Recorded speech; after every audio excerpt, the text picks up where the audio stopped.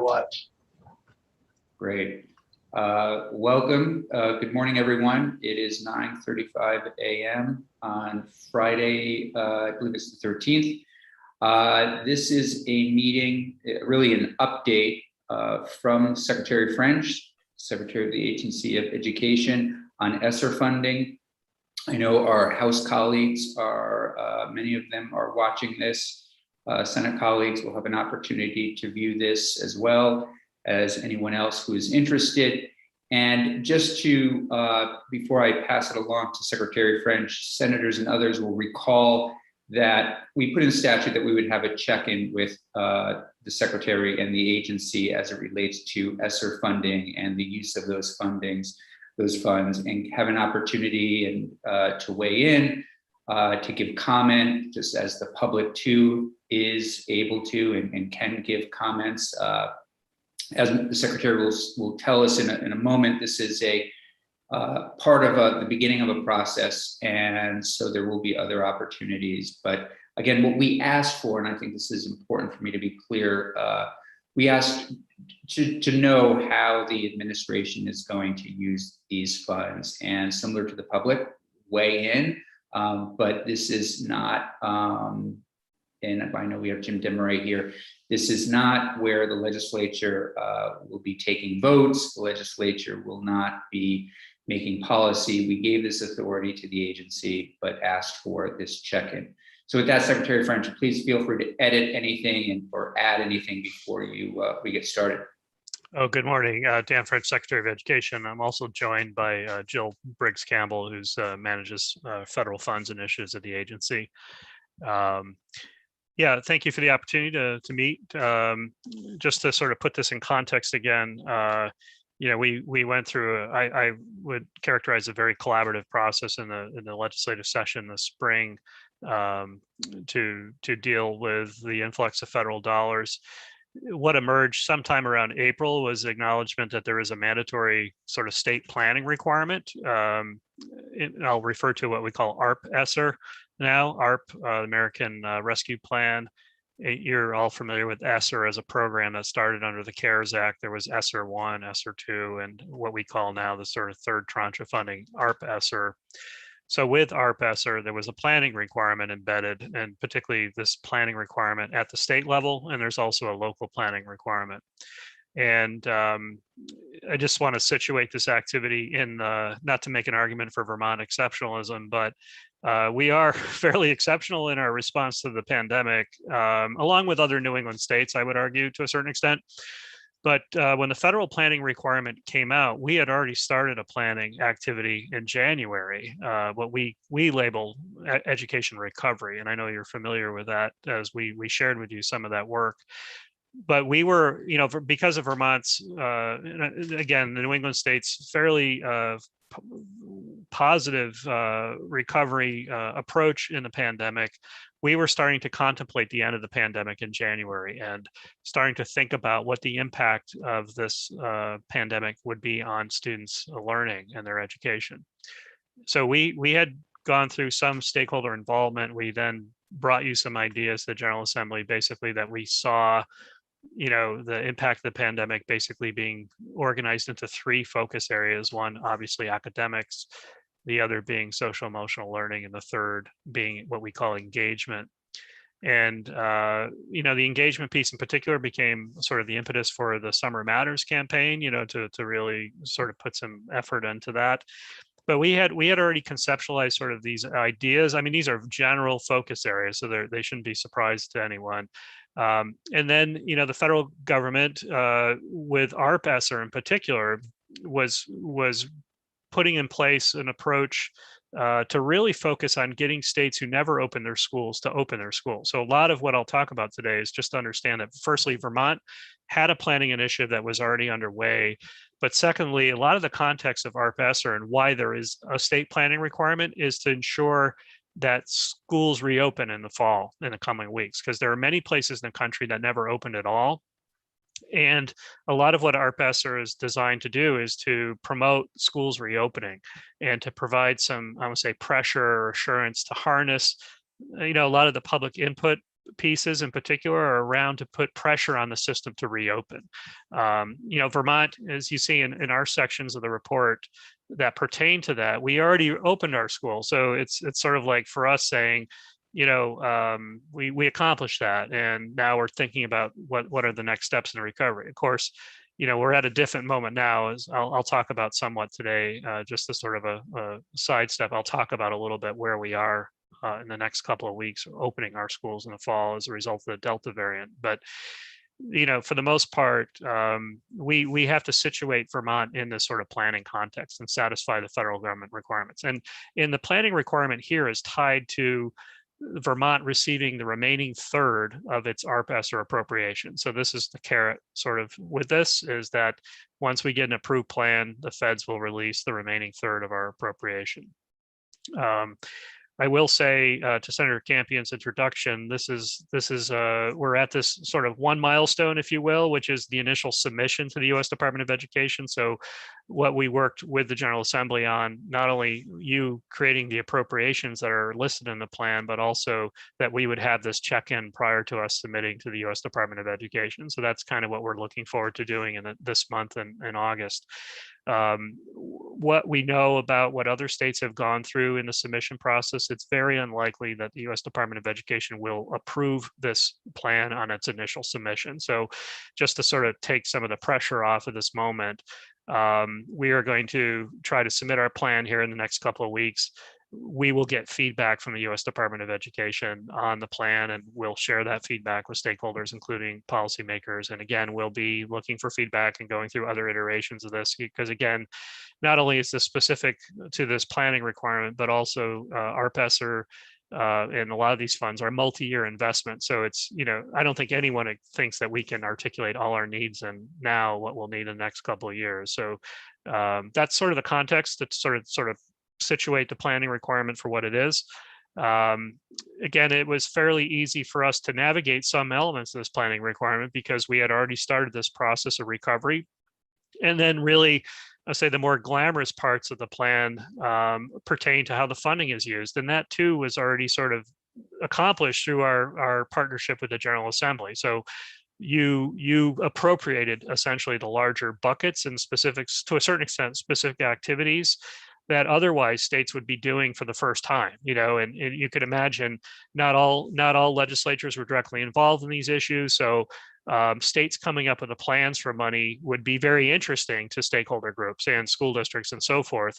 In our case, those decisions have already been made through state law, so we're in, again, a very, I would say, easier place in terms of promoting this to the federal government. Now, there are places, and we'll go through in more specificity here in a minute. I'm going to have Jill put on her screen and we'll focus through on the money piece, because I think that really is an efficient way to get at what's in the plan. But there are places where, as you know, the General Assembly created sort of, I'll call them placeholder buckets. So we have like $3 million for learning loss. And we have some specificity through state law on issues like literacy, but there's still an issue where the agency needs to get more specific on how to spend those funds in those buckets. And we're not going that far yet in this initial submission. And this is probably where we'll get feedback from the U.S. Department of Ed. They're going to say, we want to see more specificity on how you're going to address learning loss. And they'll put down a framing of around evidence-based practices. So they want to see specific practices. But we're going to make a case like at this point, we still, largely one of the reasons we've been successful is to focus on needs-based, and we use data to inform that decision-making. So we're confident there's going to be learning loss, unfortunately. We're coming up with a process to get better data from school districts about what are those specific areas they need help in. And that's where we would leverage the state funding. Because again, districts have local funding to address some of these needs. We want to leverage the state funding to look at things that are thematically consistent across district boundaries or issues that emerge on a state level. So we'll kind of work through that a little bit, but I think it would probably be useful at this point to sort of jump in and look at what are the sort of the financial aspects of the plan. and then open it up for a broader conversation. And again, we're looking for your feedback today. Individual policymakers and the members of the public can continue to submit feedback to our email address that's in the materials you received. We have that on our website as well. And we'll continue to consider that feedback in the formulation of the first draft of the plan, which we hope to submit later this month. But Jill, why don't you share your screen? You have this as a PDF. We're not going to go through every single slide. We're just going to focus in on some of the money, and that will also sort of help with the contextual explanation a bit. So we're going to sort of jumping into the middle of this on what we call section C of the plan. What I just sort of stumbled through was sort of an introduction, which is the beginning part of the plan. The context of Vermont responding to the pandemic. The federal government would like to hear, like what was our experience to date and so forth. And then this kind of gets to the nuts and bolts of how the money will be used. So if you want to go to the next slide, Jill. So, again, not every state, very few states started a recovery planning process prior to this required planning process. So a lot of what we're doing is explaining the Vermont story. Like we were already anticipating this recovery process. We started an engagement process with stakeholder groups, and then through the legislative process, a considerable amount of engagement happened as well. Go ahead, Jill. So there are specific stakeholder requirements. Again, the issue here, I would argue for state planning is to ensure that schools open in the fall. So they were really situating this at this moment back in March. Congress was thinking about really having states hear from all the different stakeholders so that that focused pressure would be put on the system to reopen in the fall. Keep going. So we're just sort of describing for you to provide, again, all the different pots of money that have been brought to bear in this effort. You can keep going, Jill. So we're talking about ESSER 1, and this is some of the work we did with you all this year. ESSER 1, which came out under the CARES Act, approximately $30 million. And the agency can reserve 10%. So this plan is about how the agency uses its funds. ESSER 1, the General Assembly basically, I will say, retroactively approved what were essentially emergency level appropriations in ESSER 1, as the pandemic emerged last spring. ESSER 2, we have the issue of Burlington High School. And then, Jill, if you want to go to the next slide, we get into using ESSER 2 for summer matters, getting more into the recovery issues. And then GEAR is involved in here. We can talk more about GEAR, but GEAR 1, which was the GEAR is the governor's sort of discretionary fund, the educational relief to deal with things that fall through the cracks, so to speak. GEAR 1 was focused on CTE. GEAR 2, there is no GEAR 3. GEAR 2, still being focused, we think, on CTE. We haven't finalized that, but there's the independent school components embedded in GEAR 2 as well. So independent school activity has been percolating through the summer. If you want to go to the next slide, Jill.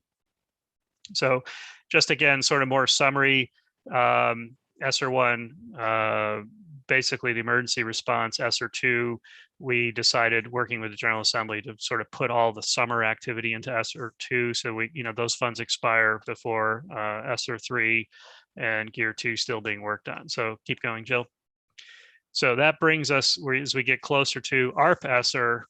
So in our state plan, we summarize how we've used all the other funds, so the feds would have an appreciation of the fact that we've sort of coordinated this.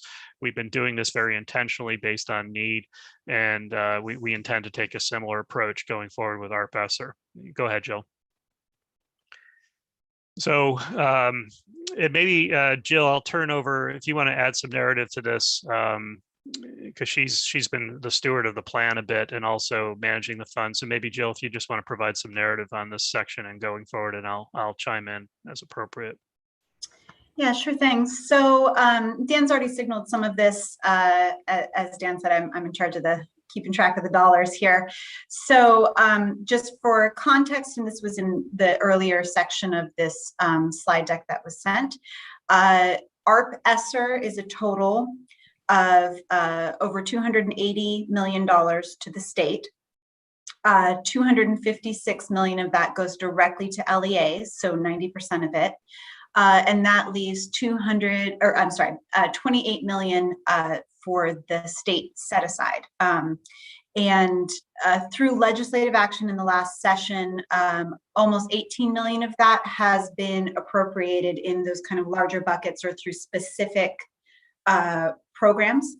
And as Dan signaled before, because of the requirement for the submission of the state plan, the states received the first 2/3, but there is still $90 million that is held by USED until the state plan is approved. And that also 9 million, not 90. No, for all of it, for the whole state. Oh, 90 okay. million. Yeah, For us, yeah.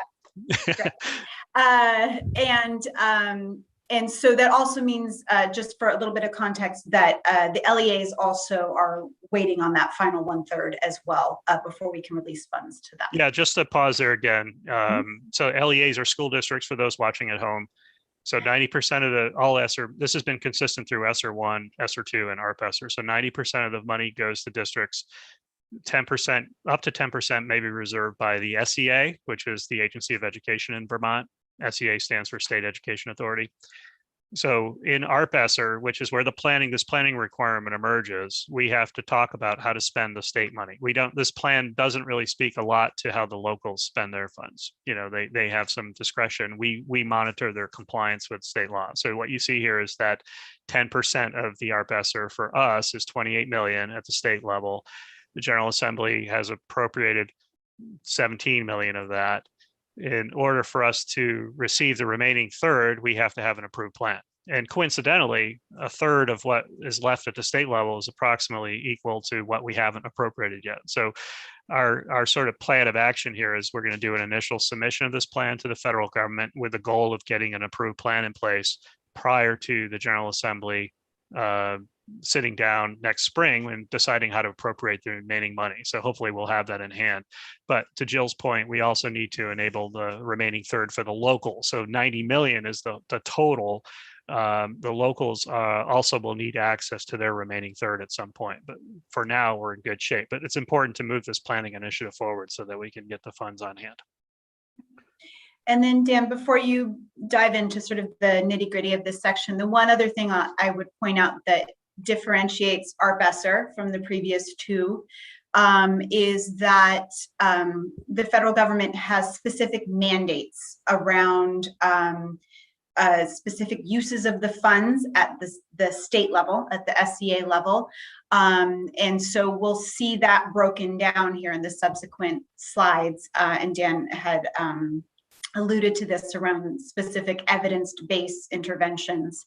And so there is mandates around how the funds must be spent.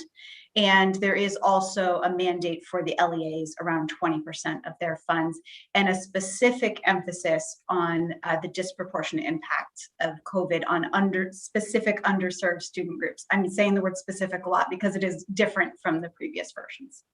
Yeah, and just to make some political commentary on this, you remember ESSER 1, CARES Act, it was really get the money out the door quickly. This is an emergency. We don't really know yet what we don't know. So let's get moving. ESSER 2 in December, January, more or less the same context in Congress. We know districts, we got schools open in some states, but there's still ongoing, we're in the middle of the pandemic. We're not sure where this will go. Vaccination is just starting to become available. And now we're seeing the light at the end of the tunnel in Congress. Congress is like, we're putting a lot of money out there. We have concern that we need to make sure this is being used in a focused way. So let's prioritize the funding. Let's make sure it's going to those that are most adversely impacted by the pandemic. Let's make sure we're having a focus on learning loss. Let's make sure we're addressing facilities. They're starting to sort of put more strings attached onto this, and that ultimately resulted in a planning requirement. Go ahead, Jill.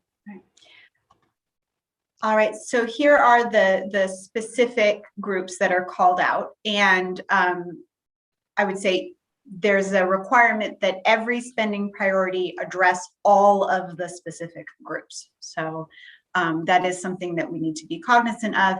And the LEAs, the school districts have the same exact requirement. Yeah, so it's again back to the needs-based concept. We have some general ideas. We need to get some data from the school districts to really get down to the nitty-gritty on programming at the state level. So we'll see to what extent the federal government buys into our general thesis here. But I would expect as we get further into the school year, if we have to respond further to planning requests from them, we will have more data to inform some of this planning activity. Senator Campion, I have a question. Please go ahead.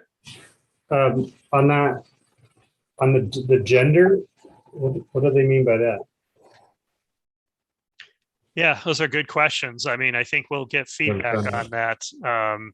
You know, we are taking an approach again that we really know what we're doing as a state. You know, we've demonstrated the use of our data.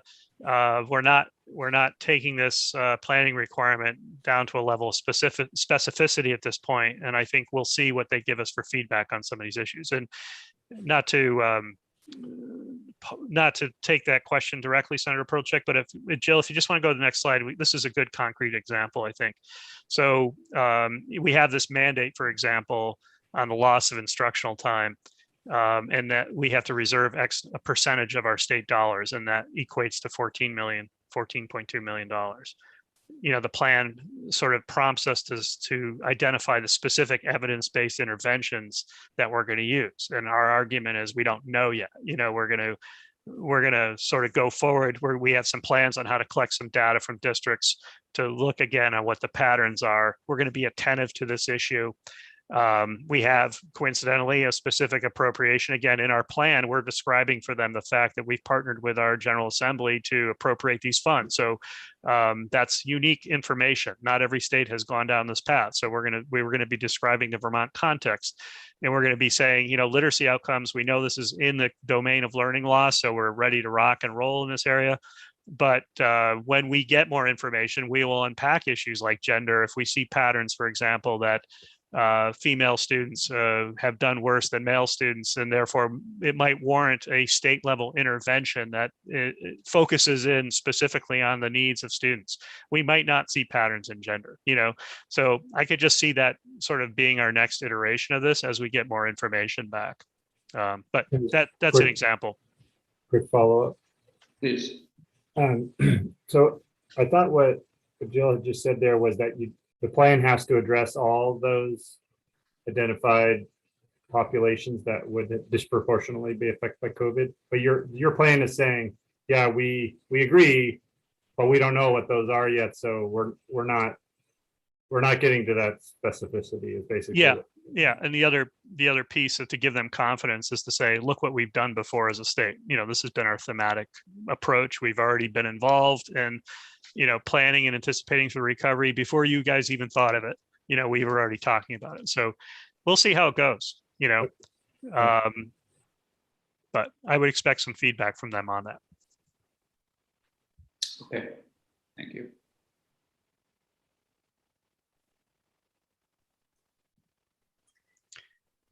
Another example of them. Yeah, go ahead, Jill. No, I was kicking it to you. Okay. This is another example of a mandatory, you know, the great news, I think, of our, you know, once we got whiff of the state planning requirement, as you know, we brought this to you in the General Assembly, and we were able to shape initiatives that you all had as priorities and make them conform a bit to this. So we have a very interesting collaboration here, I think, and a great story to tell the federal government. So here's, you know, this requirement to have evidence-based summer learning and enrichment programs. Again, it wasn't like no one in our state or in the General Assembly hadn't already thought about the importance of summer programs. But in case you were a state that never thought of that, they wanted this to be a mandatory set aside with your state dollars. So, you know, we have a mandatory, again, of the 28 million, we're required to set aside a certain percentage for summer learning and enrichment programs. Our dollar amount is about 2.8. We're going beyond that. We're cobbling together, I don't say cobbling together, we're putting together ESSER 2 funding along with ARP ESSER to make a real impact on this area that we identified as being an engagement concern. So we have the Summer Matters campaign, and we'll have, with the appropriations you've already made for us, those were multi-year appropriations. So we're going to have a focused effort on after school this year. as well as summer next year with the funding you have. And I'm sure, part of the conversation in the General Assembly next year will be, how did summer matters go? How are we doing with after school? What are those strategies going forward? We'll have some data on those programs, and getting closer to our goal of universal after school and expanding summer programming, which, as you know, is a priority, Senator Sanders, as well. So we'll have some really good information on that. But again, we've already jumped down a pathway on this and worked with the General Assembly to kind of create this as a priority well before the federal government identifying it as one. So we're kind of reporting back on where we're at with this.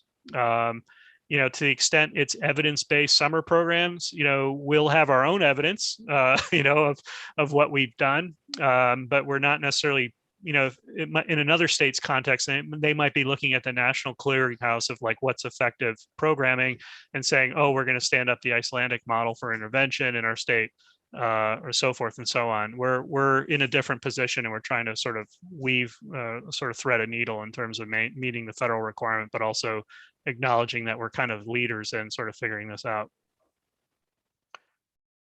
Similar, comprehensive after school. We have a mandatory set aside in this. This is all in that activity of summer programming, after school programming.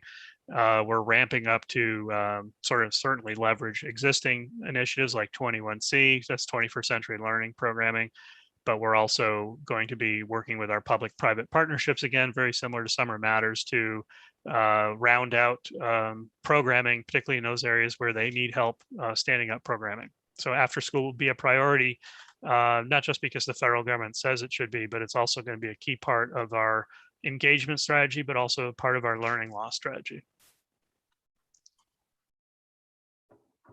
And then we have, in terms of one of the things that emerges, we have, as I mentioned, in our recovery planning conceptualization in Vermont that predated ARP-ESSER planning, we had thought about 3 domains, academics, social emotional learning, and engagement.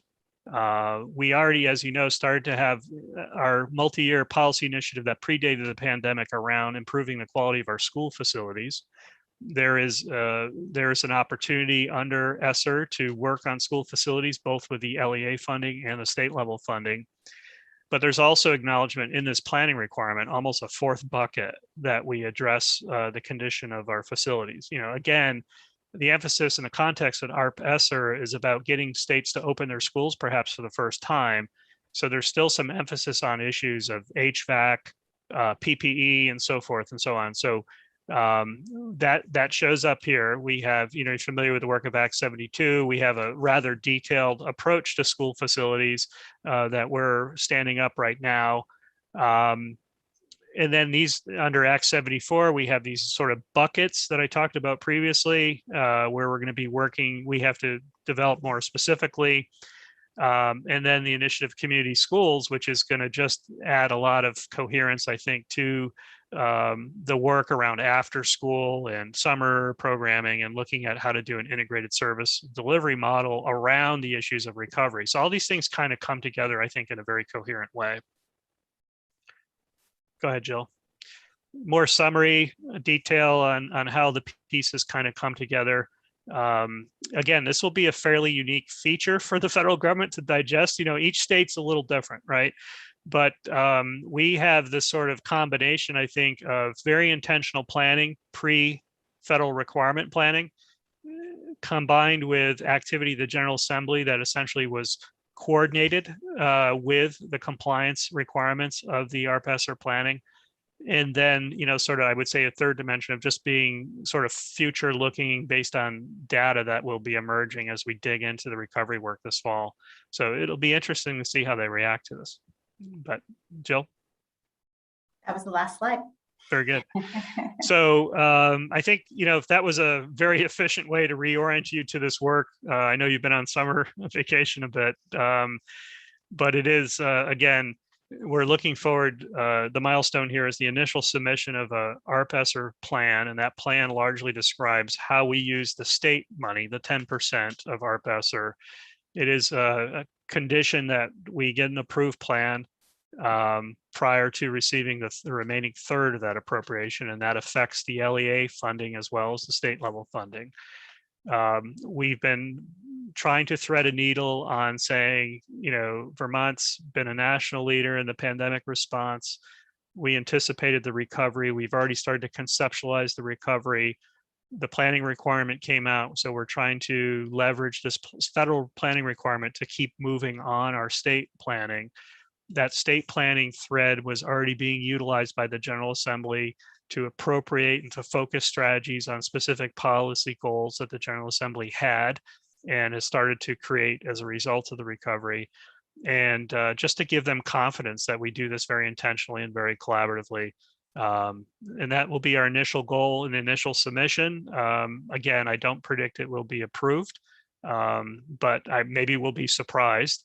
If it is approved, we still have a lot of work to do to unpack those buckets more specifically. And as you know, we have a lot of stakeholder involvement in doing that, but we'll stay focused on a needs-based approach using data that emerges at the local level. And let me just sort of, if you will, I'll just make a few comments about the fall and talk about that. We were anticipating, just to back up a couple months in June, thinking about the fall is sort of like the pandemic's almost in the rearview mirror in terms of managing case counts and all that. Case counts were effectively at 0 in June, and we had some nominal mitigation requirements in the summer for the whole state, not specific to education. Basically, if you're unvaccinated, you're inside, we recommend you wear a mask.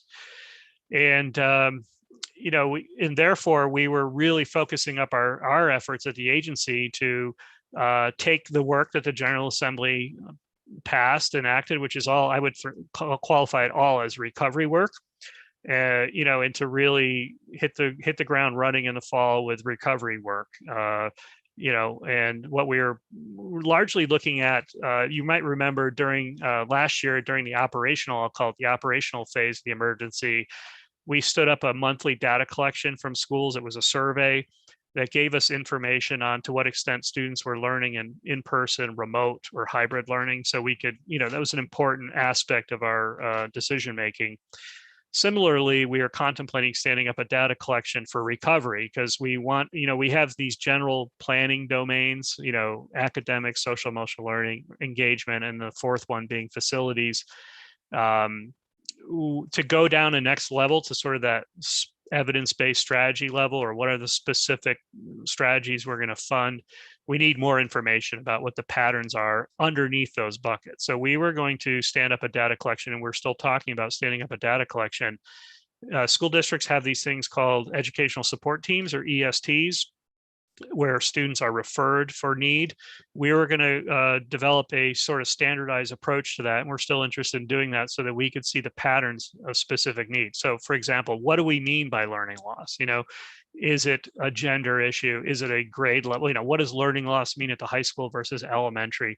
Is it a math issue? Is it a literacy issue? Where, what are the patterns? We need to understand that specificity. So that's kind of where we were heading in June. I think that's an area we still want to go in, but now, unfortunately, we're back into sort of emergency management again. So we have the Delta variant, and we're not to say we're not going to move into recovery, but honestly, I think it's, for me, in the last 2 weeks or so, it's been shifted to the side burner. I won't say the back burner, but front and center right now, and certainly front and center for the next 4 weeks, will be reopening schools in a safe manner. So we've had to ramp up our infrastructure at the state level to start digesting, I would say almost on an hourly basis, the data again. When case counts were down to 0, we kind of turned that spigot down a little bit, and we were able to say, well, cases are 0, we'll start backing off a little bit our monitoring of the data, but we're now back fully monitoring the data again. Not to say we ever totally backed away from that, but we're back in sort of that emergency management mode. We as you know, we've promulgated, I'll call it advisory guidance to school districts. We're not thinking a state of emergency will be necessary, but there's a lot of conversation going on back and forth with the superintendents in particular about how to operationalize what we've put out. This is going to require, as it did last year, a focus in leveraging those direct communications. And that's kind of what we're doing right now. and monitoring the Delta variant. You know, we've never been able to totally predict what this virus will do. And this variant is perplexing, to say the least, to a certain extent.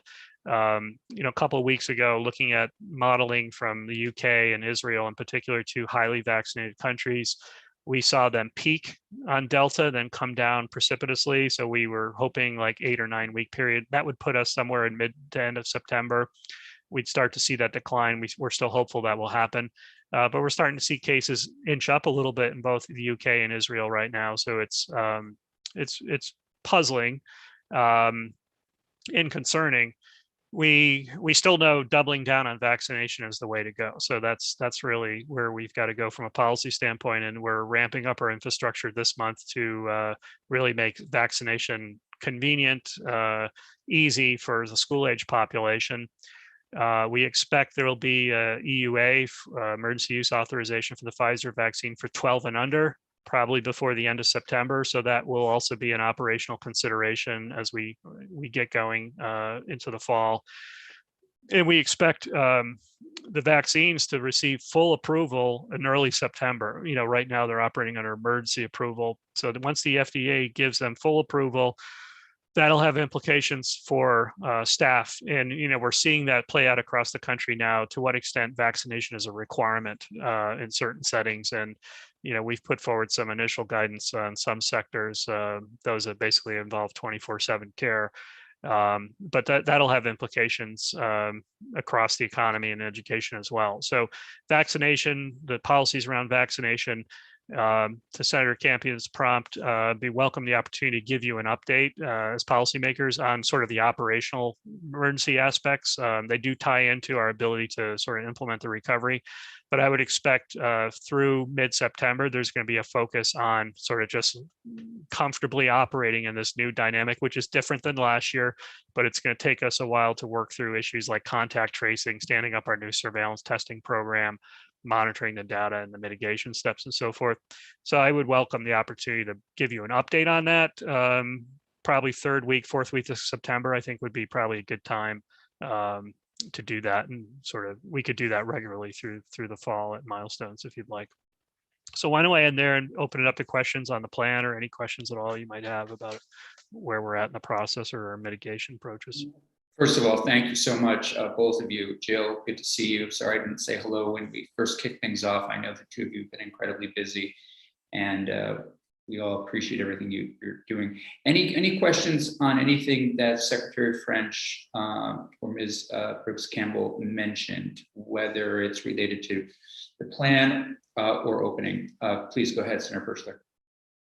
Thanks. Can you remind me on Act 72 on the facilities, that $4 million? I know we appropriated it, but it wasn't really appropriated. And I think what we did was required, or we worked with you that you were going to create a plan for the $4 million. So that's what you're doing. And I think you might have hired Norm Atkins. Is that part of that whole thing? Can you just update me on what we were doing on the facility? Yeah, we have specific activities in Act 72 that we're focused on. I don't think I'd characterize it as sort of a general pot of money. We have, for example, I'll just go through the list. I'll bring up, and this is what, another area we could update you on is just, I think, a work plan on how we're approaching these different initiatives. Right. So I remembered now. So you don't have to go through everything. There was a chunk of money specifically for heating systems that the Appropriations Committee said we're going to set aside. It wasn't ESSER money. So I know you're doing a lot on facilities separate, but was that I couldn't remember what the planning was for that money. Do you know what money I'm talking about? Yes. And I believe, Jill, do you have insight into, is that an Efficiency Vermont thing, or is that?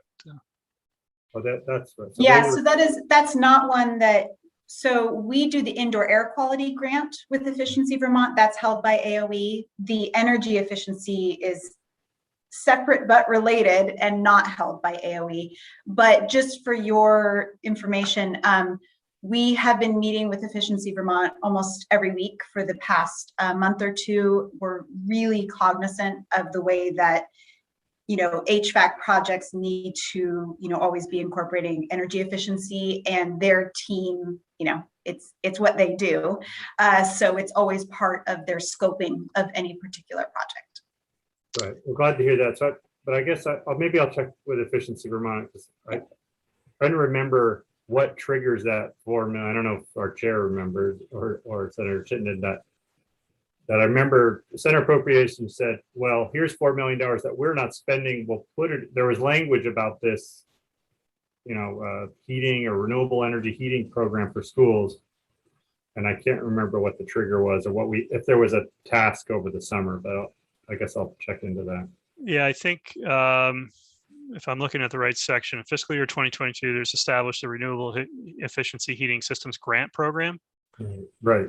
To award grants for renewable heating efficiency in schools shall be used to make necessary improvements. Efficiency Vermont, in consultation with AOE, superintendents and experts in the field, shall design the program. Okay. Efficiency Vermont will coordinate with the AOE and other state entities. So in our work plan, as Jill said, we have multiple touch points with Efficiency Vermont. This is a program that needs to be designed, to your question. Right. And I also just want to take the opportunity to thank AOE for all the work. Now that since Senator Campion was nice enough to put me on the waiting study task force, I'm learning more all the different parallel tracks and all the different jobs that we gave to AOE. So I appreciate the heavy workload that you guys got going on. Yeah, and this is, I mean, as you know, this is a major policy interest for a lot of people, right, including the General Assembly. So I'm speaking specifically of school facilities. So, I mean, to our credit as a state, we're trying to leverage this federal opportunity. So we knew we had this backlog and we had some policy issues that had to be addressed. We're trying to make some progress. So we have, as you know, this 90-10 split between federal and local money. So districts are moving forward with a lot of activity on their own.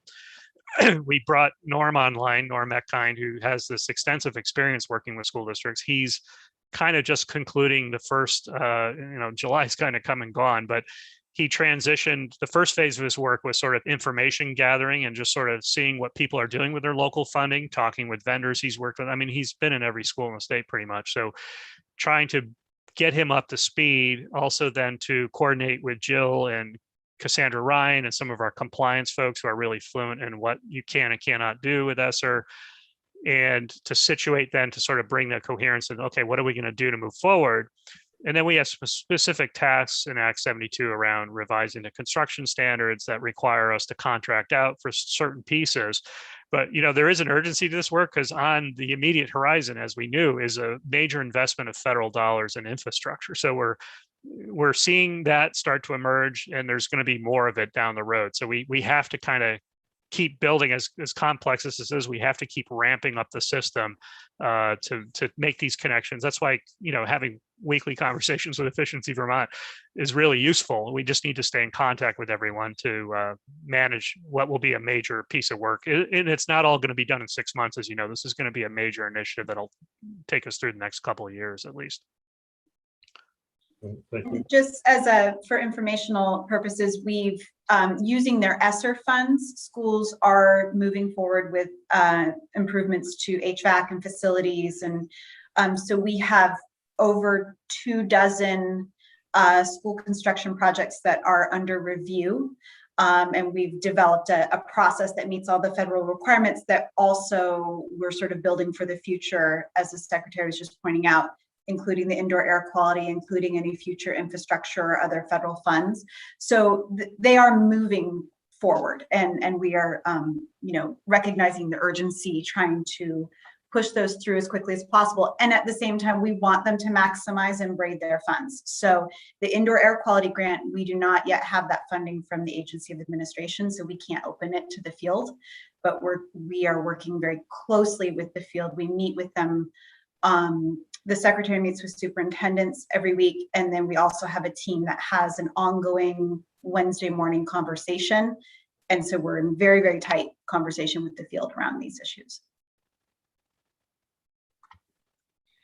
Mr. Secretary, one thing that just to be thinking a little bit about, is perhaps, if it is safe in October, if this committee either individually can visit their local schools or as a committee, if you could just keep in mind with everything else you both have going on, if there are particular schools that we might want to see that are, working on certain projects that we've allocated funds for, or will give us a little bit of a taste of what's happening on the ground, that would be great. Yeah, I think that's a great opportunity, great way. I'm into efficiency, so it's like reviewing this plan. I think you just go to the money section. That's kind of gets you into the whole thing. Yeah. I think going on a site visit would be a great opportunity to a setting to not only take you through a facilities orientation from local, but also then to discuss an update on the mitigation strategies, also take an update on the funding and so forth. I think it's just it's really important for school districts now for us to be out and see that. I mean, I'm doing more of that now too. It's a tool I didn't have available to me last year. Sure. For me to go out boots on the ground and see how things are being operationalized is really helpful to my decision making. Well, if there is an opportunity for any of us I'll work to on that. join you, Yeah. If you're comfortable with that, please just let us know if you're in a particular area, or I think some of us would just shoot over there. It would be great to be a part of. Let's do that. That's a wonderful idea. Great. It'd be great to do it with you. That'd be great. The other piece that I just wanted to come back to, so the process here now with ESSER, you'll be submitting, I think it's in about a week. You expect some kind of feedback, response, and then it's going to be a back and forth with the feds for a while before really we get this stamp of approval. I think so. Okay. That's what we've seen in other states. I mean, Yeah. I know New England states are on their 5th submission. Okay. I'm hopeful that we won't take that long to do it. I'd be very, very surprised if it's approved on the first try.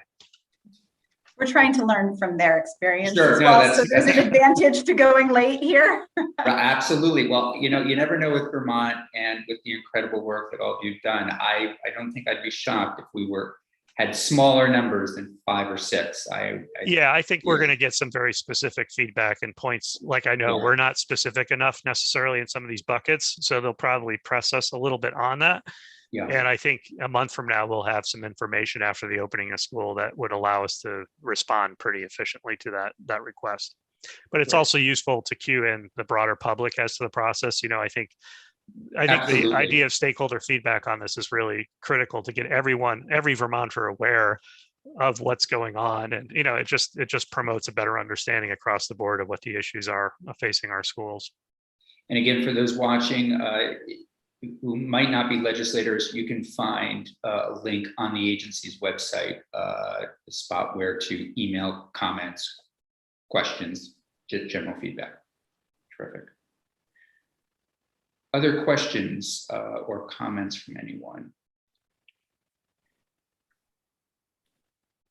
Listen, I really appreciate, we know you are all so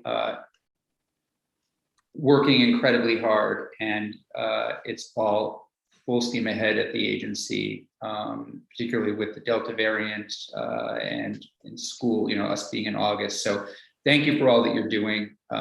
We look forward to those updates later in September. In the meantime, we will encourage constituents and others and colleagues to review the plan, give feedback.